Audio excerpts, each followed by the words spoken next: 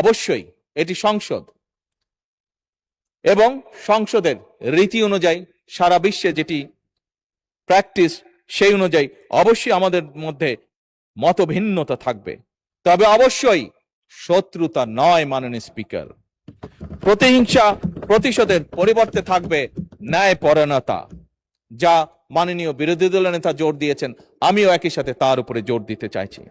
মাননীয় স্পিকার, এই বাংলাদেশ আর যাতে কখনো কোনোভাবেই ফ্যাসিবাদ স্বৈরাচার মাথা চাড়া দিয়ে উঠতে না পারে, আর যাতে আমাদের এই প্রিয় মাতৃভূমি তাবেদারি রাষ্ট্রে পরিণত হতে না পারে, মাননীয় স্পিকার, এই প্রশ্নে